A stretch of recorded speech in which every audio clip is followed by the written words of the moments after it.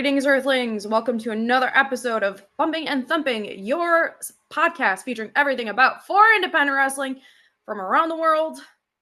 I'm Annie, and I'm so excited about this guest. You know, I'm a huge believer in that everyone who shows up to make a wrestling show possible, like all hands on deck, and it's the collective efforts of many that make it so successful. So, his next stop on his mini podcast tour. You just heard him on In Your House podcast, which I'm also a house member on. He is a color commentator, and as heard on prominent wrestling promotions in the Midwest, you've heard him on Ruthless Pro, Flophouse, Divine Women's Pro Wrestling. And when we come back after a word with our sponsors, you will hear from him yourself. My guest today is Peapod. We will be right back. Mosquito-borne diseases or mosquito-borne illnesses are diseases caused by bacteria, viruses, or parasites transmitted by mosquitoes. Nearly 700 million people get a mosquito-borne illness each year, resulting in over 725,000 deaths. If you live near a pond or lake, or you're scheduling an outdoor event, go online or call today for your free consultation. Welcome back, everyone, to Bumping and Thumping, your podcast featuring everything about for independent wrestling from around the world. Joined with me, Peapod. Peapod, how are you feeling today? I'm good. How are you, Andy? I'm amazing. And, you know, I just had to have you on this podcast because, well, pod is also in your name, so It is. makes sense. But you are just this gravitational human being. Like, you have larger than life personality, and I just wanted the opportunity to pick your brain. Like, thank you for coming on. So, of course. how did your love for professional wrestling ignite, and what is your earliest core memory of it? I've always just been a fan of wrestling. I've never been a big sports dude. Mm-hmm. You know, I played a little bit of soccer when I was like a kid, like 7, 8 years old, as much as like every, Midwest child does, either that or baseball. And I was just it never really gravitated towards me. I hated gym. I hated all of that. Just, I rather do and like watch other people who are more professional than I am. And I just, I gravitated towards pro wrestling. Yeah. And this kind of intertwines with like my first memory because like my father used to own a restaurant in Mansfield, Ohio. Yeah. I reside in Toledo, Ohio, but I was born and raised in the Akron, Cleveland areas. And he would come in and I would watch WCW Monday Night Nitro with him for like only the first half hour because I had a staunch 8:30 bedtime, unfortunately. So I just really got into that. I was just like amazed by everything. And then around middle school, a lot of people were talking about wrestling and wearing shirts and whatnot. I was like, what is this pro wrestling? What is this WWF? And it was always a thing. My mother, being like the firstborn and kind of like sheltered more or less, she was just like, she was just like, she's like, I don't know about this wrestling. It's kind of violent and everything. And then I got into it, and then it's always been a love since. Was it the forbidden? It's just like I came from a kind of a religious home. Yeah, same. And I'm a recovering Catholic. Oh, okay. So I was a cat. I was born cat. I was actually baptized Catholic and Methodist. So I guess I was a super Christian at the time. Did you have a cape? I wish I had a cape. Wish it gave out capes instead of that stale crackers. I just, when I got to the age where I can like make my own decisions, I just never thought like religious things was like my bag and everything. Like, and that's a story for another day about everything. I believe like of like the universe and things like that. But like, I don't think there is a one person floating in the clouds with a beard and granting wishes. So I don't think it works like that. So, but back to wrestling, where you could possibly have a beard and grant wishes, depending on what your gimmick is. Yeah, it's like, exactly. Yeah, and I just got more into it, and then like when I got into college, that the bubble of of wrestling kind of like burst, and I got to learn more about like outside the television bubble. So I got to listen to like, you know, independent stuff and, you know, UK and Mexico and Japan. And, you know, I even hosted a college radio wrestling show. Yes, I was going to ask you all about that. Yeah. So I did that with like closest of my friends and everything. And, you know, I kind of almost fell into independent wrestling when I ended up leaving radio after 11 years. We're doing the thing before you actually started doing the thing. Yes. Yeah. That's really cool how that worked out. Yeah. I just, it kind of like, you kind of fall into things sometimes. Absolutely. That's how I'm here. Like I did the thing and I did the things that made me good at the thing. And without really knowing why, I just knew that once I refined those skills, what was meant for me would eventually align. I mean, like, and wrestling is a business like you kind of fall into because it's who you know. I really do feel like it is a who you know type of business. So with that in mind, how did you make the transition from like radio to color commentating? So I've been jumping between color and play-by-play. I kind of lean more towards play-by-play now. Yeah. You know, but I did start as a color guy because I fell into independent wrestling and being part of it now, like officially. Back when I was doing radio, and I was interviewing because I was getting hip to the new independent pro wrestling company called Ruthless Pro Wrestling, that they were going to have the first show of the spring of 2020.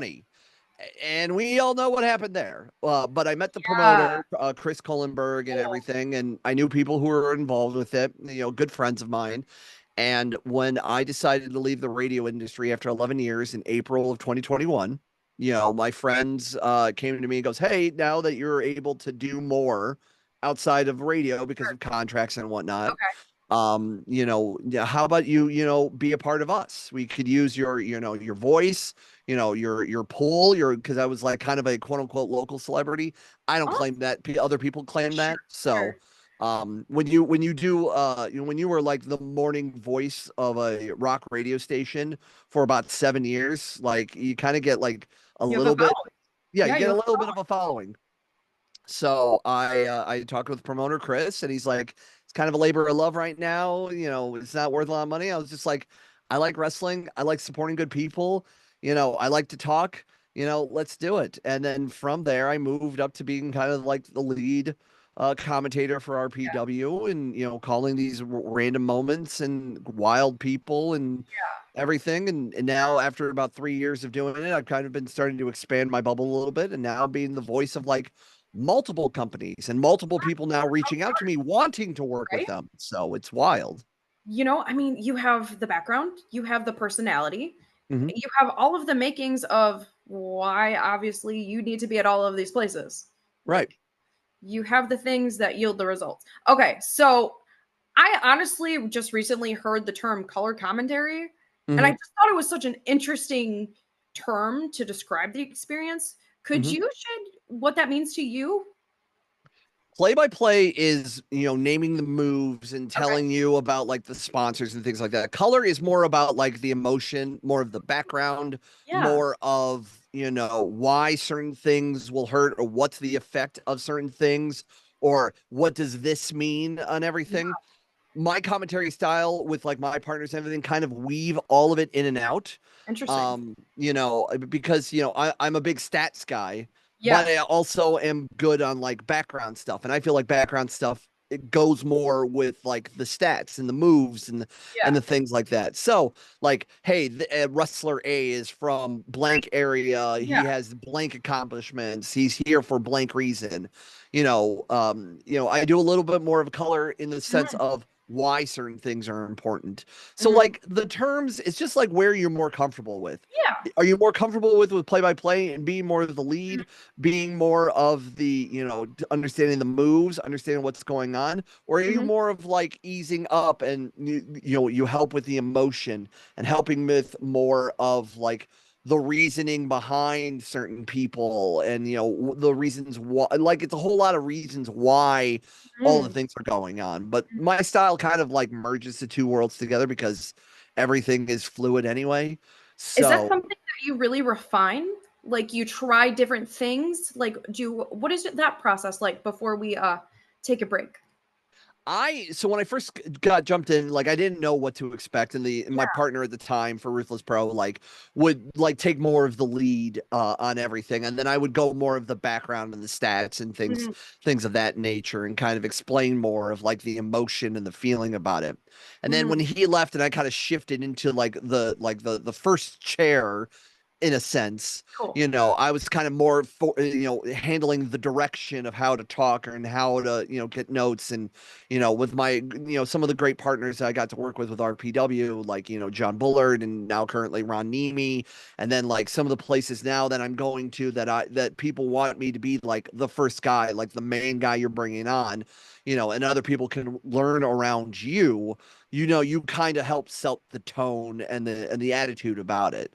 So you're kind of almost like you're kind of like the meat of the sandwich, but Right. the other parts of the sandwich are just as important. Absolutely. Awesome. Wow. We've already reached our first commercial break. I don't know how time sped by so quickly. It's crazy. Anyway, we will be right back after a word from our sponsors, and we will have more with Peapod. Don't go anywhere.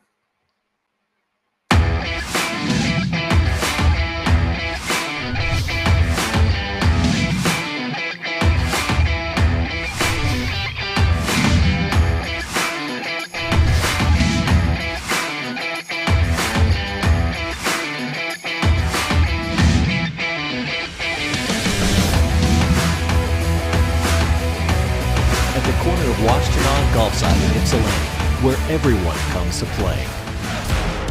Thumping and Thumping, your podcast featuring everything about foreign independent wrestling from around the world. Peapod, I have so many questions to get to and so little time to ask them all. It's kind of Talk it unfair to me. sometimes, but yes, okay. So, what are some of the memorable moments you've had while commentating? So a lot of it just feels weird to me that I'm doing this, just Yeah. because at the end of the day that it's almost like the opportunities of you know, and like the people I'm calling, because some of the Hmm. people that I'm calling are like I was fans of their work back Right. when I was just a, you know, a fan, like when I was first getting Right. into independent wrestling. I will say the most recent thing that was like really memorable for me was calling an NWA World's Heavyweight Title match that I just called Wow. for a super show during SummerSlam weekend called Converge, which is available on IWTV. Yes. That was an epic thing. You know, a lot of these, like I'm calling like really huge names of like people, not only like of deathmatch, but of like regular wrestling as well.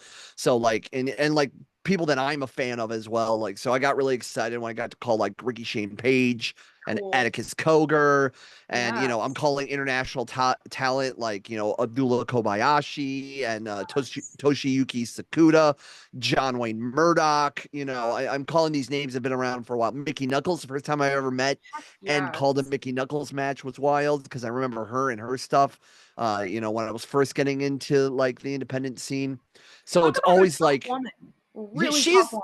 she's just she's something else, just in general, like Legit. not in a bad way or anything. Like she's just an incredible force. Like, She I really just want is. to be her friend, and I want my kids to look up to her. Yeah.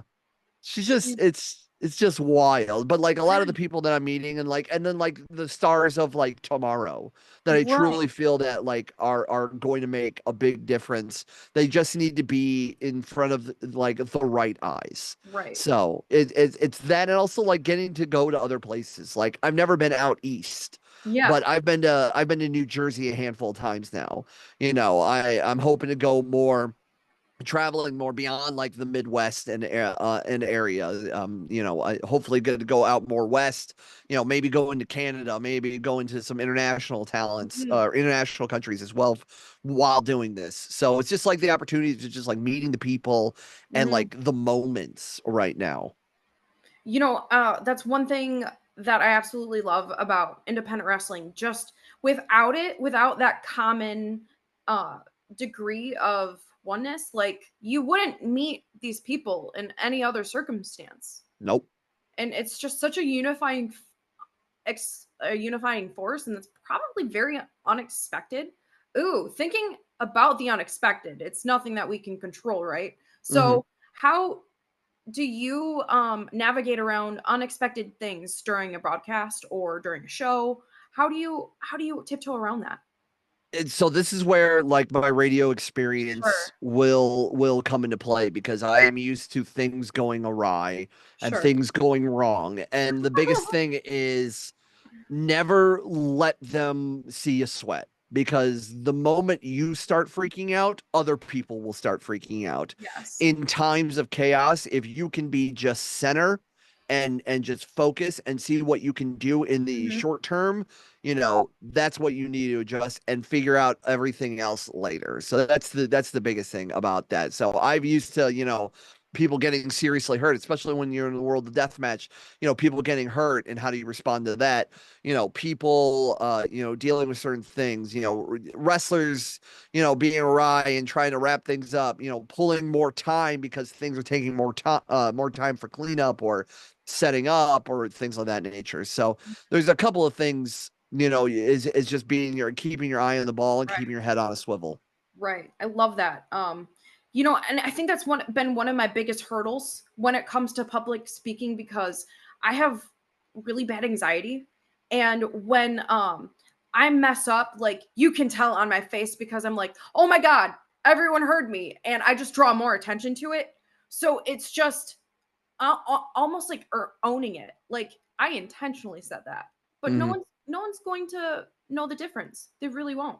What's really funny is I hate public speaking, Yeah. but like, at least again, being from radio and everything, I'm in a world that I'm just in front of, like, nobody can see the results and see and watch me, Right.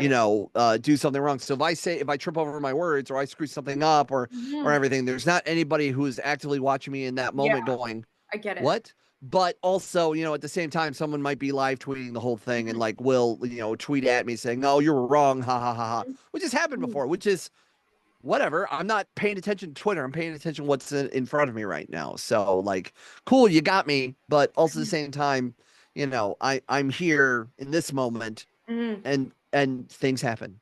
Right. And you know what? You brought up the fact that you're a deathmatch commentator. So I really don't know much about the world of deathmatch wrestling at all. So I really wanted to get to talk to someone one on one without all of the comments just flooding the post. And I wanted an organic conversation. So Mm-hmm. what difference is it to you in calling a death match versus like a traditional wrestling match? So this is also just now talking about how my unique style Yeah. happens, because I've always want to make that professional style and almost like that sports style, even though what you're Mhm. watching is very barbaric. Death matches are very unique and very, let's be honest. And in all, the idea in theory of death matches is stupid, just absolutely stupid. In in in the arch of how it is and how to tell a story Yeah. with all these weapons and everything, that's the biggest thing that is my job, is to help get some reasoning behind this.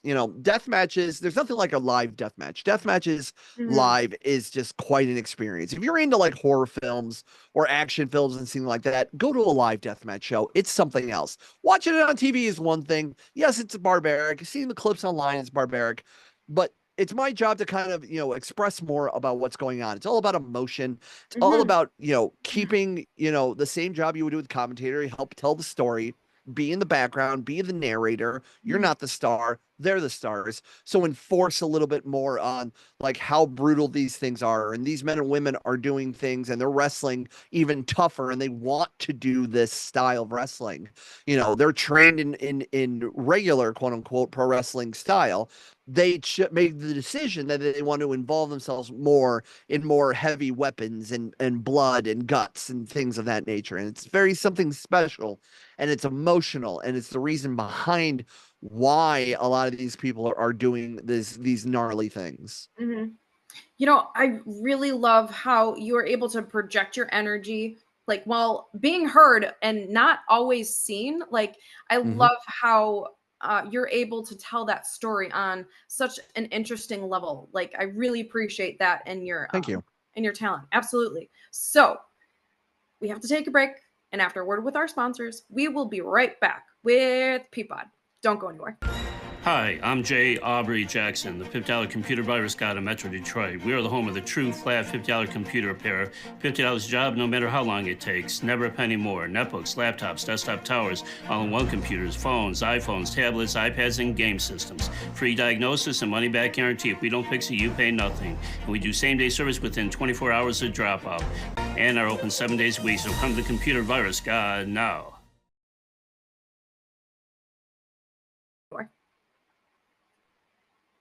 Hey. Cool. Good stuff.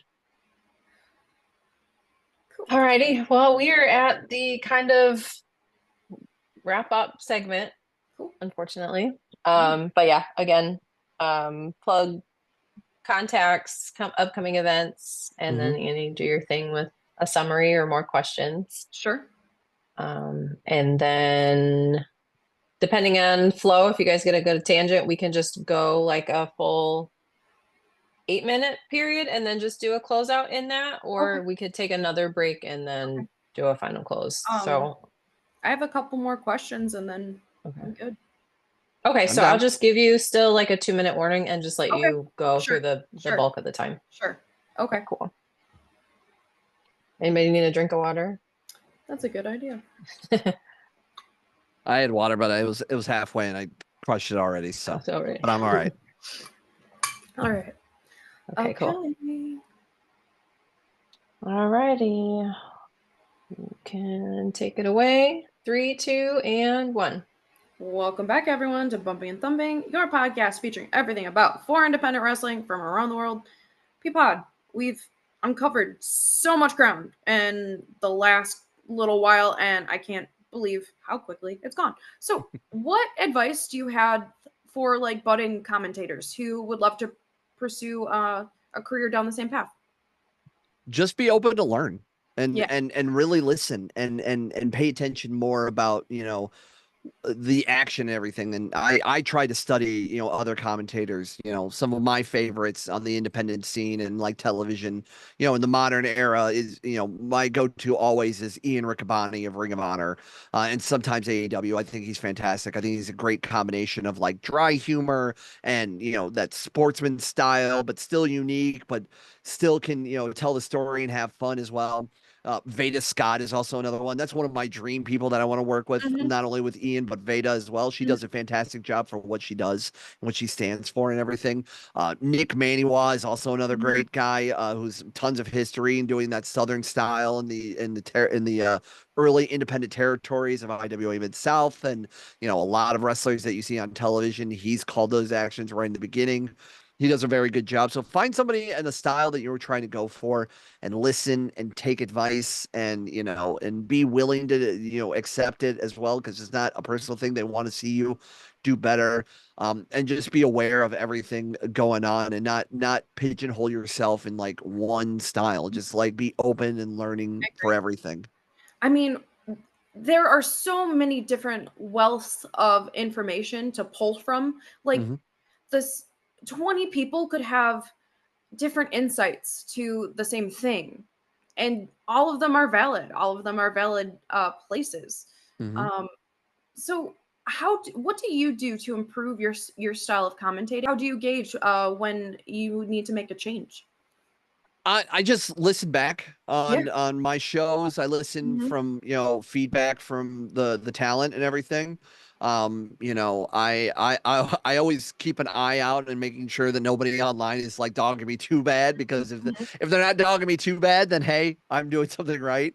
You know, just kind of, you know, studying up more about what everybody's doing and, you know, studying up beforehand on wrestlers and what they're doing and going around day of and asking people about last minute things and what do you want to pull it over and everything. And, you know, you can only do so much within the information you're given. So if they don't give you enough, you can only pull from some of your resources Right. that you find. So, you know, just kind of be open to communication with Sure. everybody, and, you know, just kind of look back, learn. Because I know I've seen past shows that I've called, and I'm a whole different commentator than I have been since I started. So, and some of those old shows, I was just like, ugh, I don't want to, I don't want to go there again. I'm very happy where I'm at and the path I'm going for right now. See, when I feel like you have that ugh reaction, like that's a sign of growth. Mm-hmm. That's a sign that you've evolved. You've taken the feedback people have given you, and you've done something with it. Mm-hmm. Um,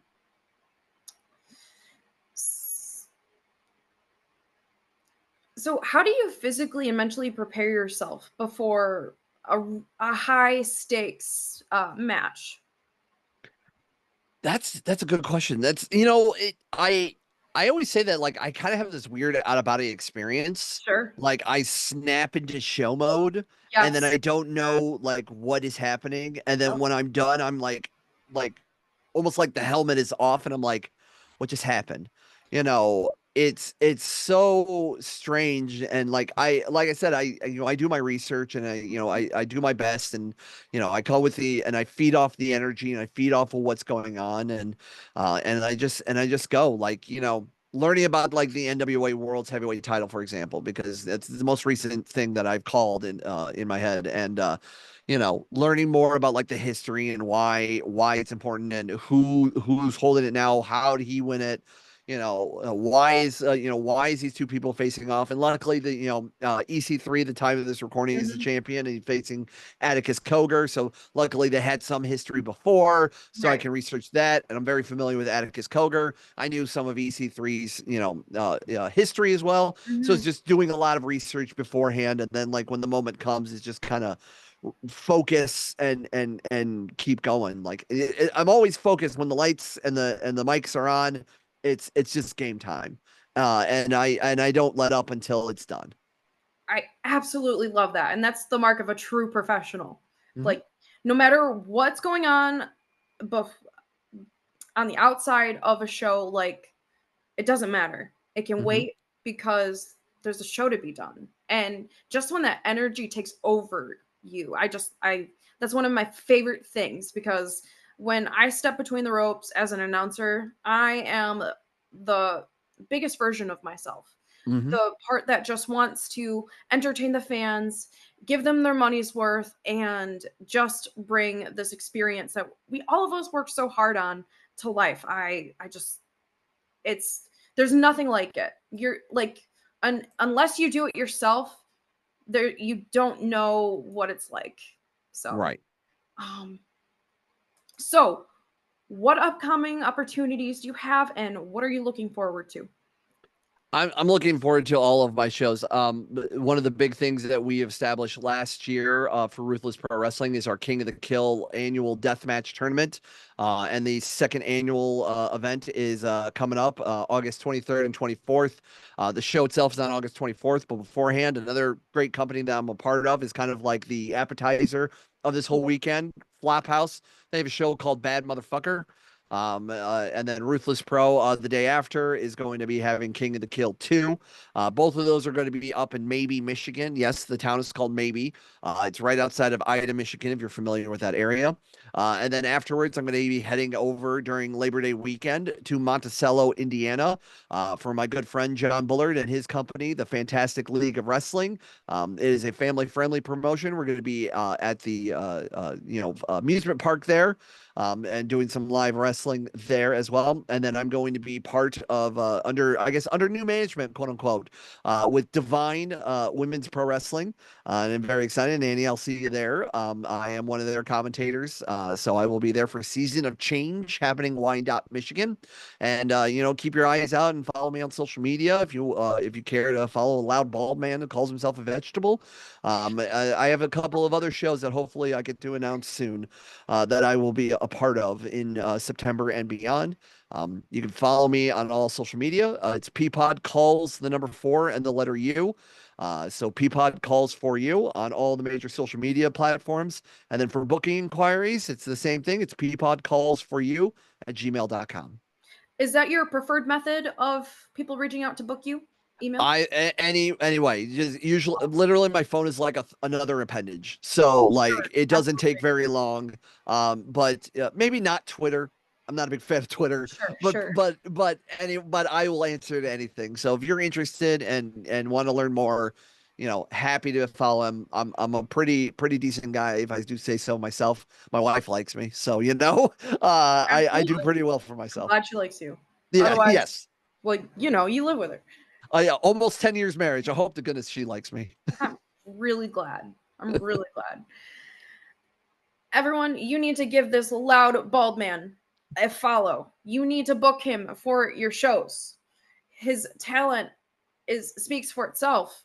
He's entertained you for a half hour of this podcast. And thank you for sharing my platform, because my platform is your platform. And just what we do in this wrestling community.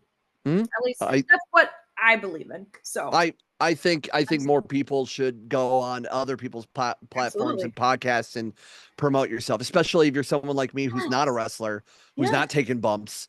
This is my bumps. So like because I wouldn't get to really get a chance to talk with you, and at a wrestling show we're in show mode. Yeah, exactly. So yeah, this has been a blast. Thank you, Peapod. I appreciate your time. I appreciate our crew, our sponsors that make everything possible. And you've just watched another awesome episode of Bumping and Thumping, your podcast featuring everything about foreign independent wrestling from around the world. I'm Annie. We'll catch you next time. Manhorn now tagged himself in. Looks like a collab here on a goon between the Squatting Dragons and the Original Sins. Be the Original Dragons or the Squatting Sins, and a big kick there in the arm. Do not adjust your television sets. The maestro of Flophouse, the main man himself, founder, president, CEO, mayor, governor, here for a great time, sporting mint cannabis and the Darren McCarty brand, is Schwartzy. I want chicken. Yeah, baby. Already my favorite. Oh, no. No, not the chicken! No! Dazed and confused. Here we go. Another one. Big DDT. Off the ropes. It's 3 with a double stomp, bringing it up. Noctabulo might be out. Big sit-out powerbomb. That might do it. All 3 of these ladies, they're just enjoying each other, enjoying the slappage. Big elbows down. And a big headbutt. Get the hell out of each other. And another big headbutt from Randy. Ooh, that made my head hurt.